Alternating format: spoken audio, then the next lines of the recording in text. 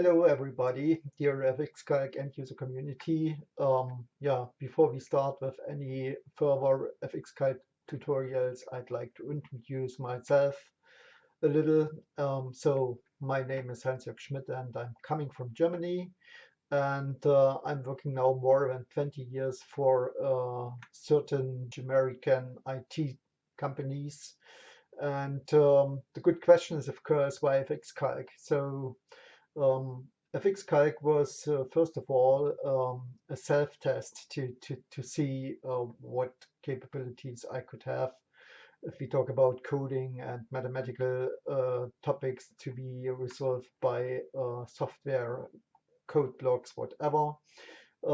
And yeah, the testing program went bigger and bigger with time. And yeah, bottom line, I ended up with a piece of software which finally was capable to solve many things which I was missing 20 or 25 years ago.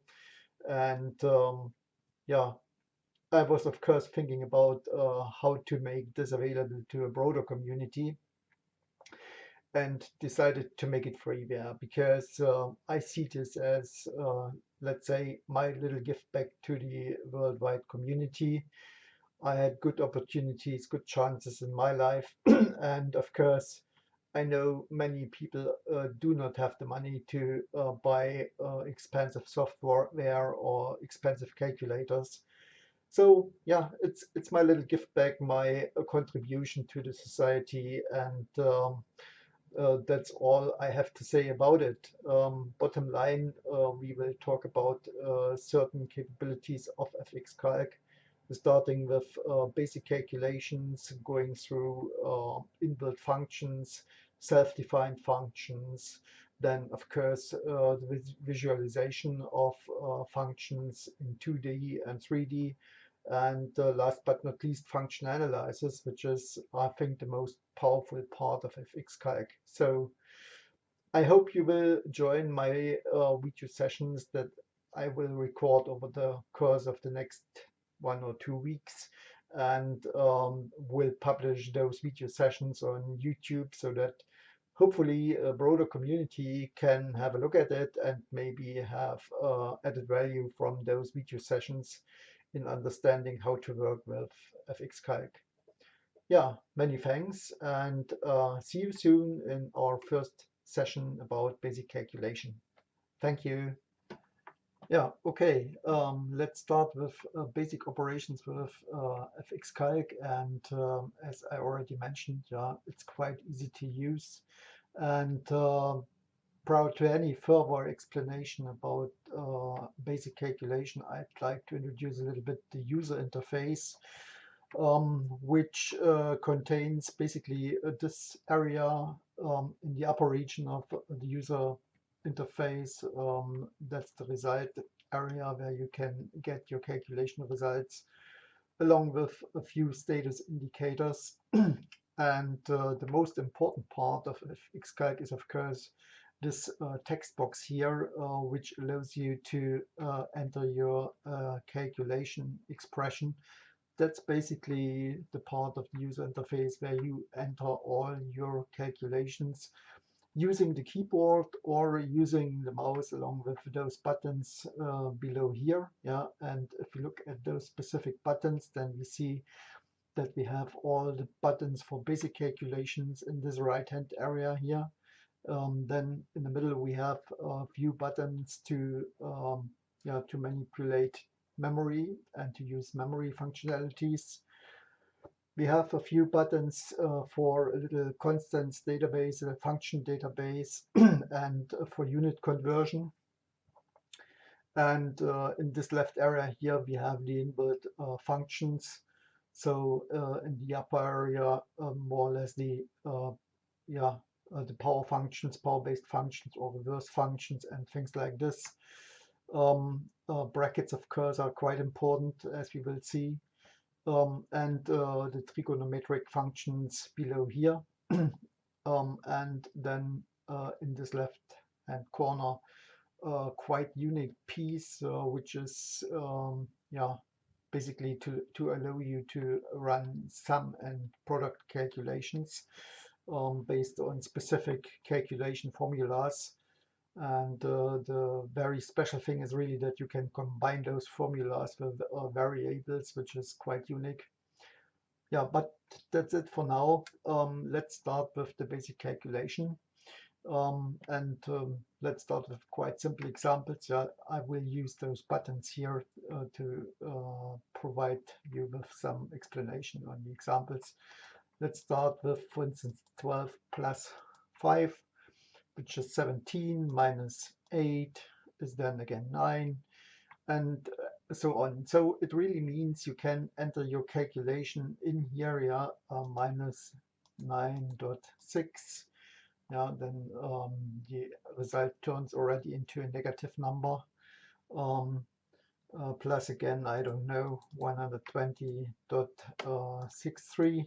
Yeah, so bottom line, very easy to handle. And the special thing about all this is really that you can change this calculation expression as you want. Yeah, for instance, if I delete this 9.6, then the result is changing automatically, and this is really another unique feature. The calculation within fx-Calc is being performed automatically while you type. Yeah, so there is no enter button or any kind of button that lets you start the execution of the calculation.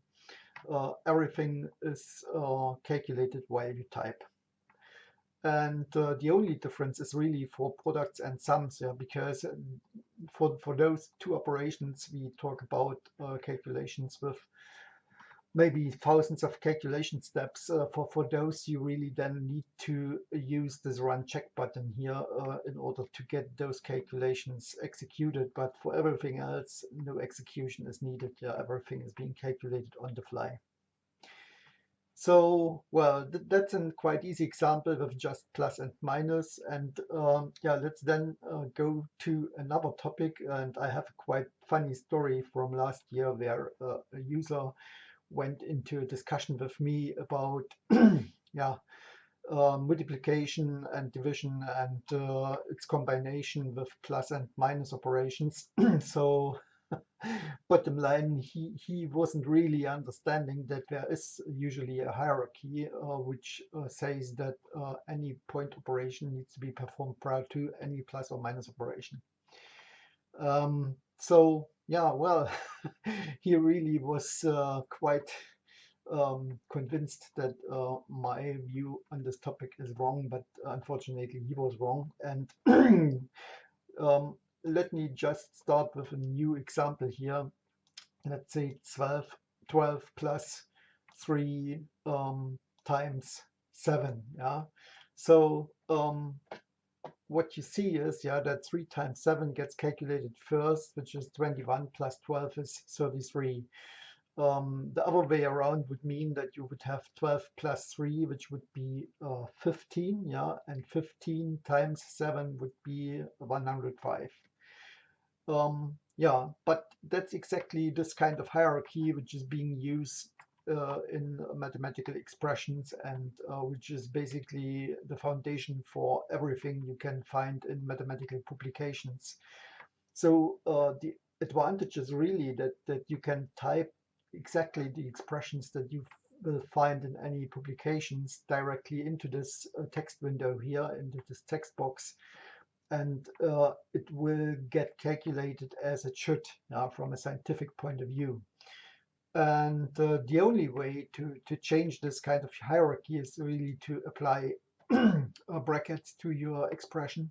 So if you really want to have 12 plus 3 in brackets, yeah, multiplied by 7, then you need to apply brackets. And there's maybe another thing that I should mention here. You have this red arrow indicator, and in the English version you have here usually then a statement which says bracket arrow. Yeah, so as soon as you apply the closing bracket as well, then the term is again complete, can be calculated, and you get exactly this result that I explained a few seconds ago. Yeah, so if you want to change the way how this hierarchy is being used, then the way around is to use brackets, and that would be exactly the way how such an expression would be shown in a publication, for instance. Yeah. So bottom line, this is the really one and important thing to bear in mind when you perform basic calculation with fx-Calc. So okay, the last item for today for basic calculations is to give you a short introduction about the scientific number format, which can as well be used for basic calculations. And if, for instance, you want to use 5,000, then you can, of course, type in 5 and 3 times 0, yeah, or you use e plus 3, yeah, which gives you as well 5,000. Yeah, and that's basically how the scientific number format works. Yeah, you have your number followed by its power based on 10. Yeah, and this provides you an easy way to handle the input of very large or very small numbers. Yeah, so if we think about physical constants, yeah, for instance, or chemical constants, we have many of them with very, very high or very small numbers, yeah, and basically the scientific format provides you with an easy way to get those numbers correctly typed into the input field. So yeah, I think that's all for today. In our next session, we will talk about the inbuilt functions, yeah, and how to use them. And I'm looking forward to see you again next time. And for now, good luck and see you. Bye bye. Thank you.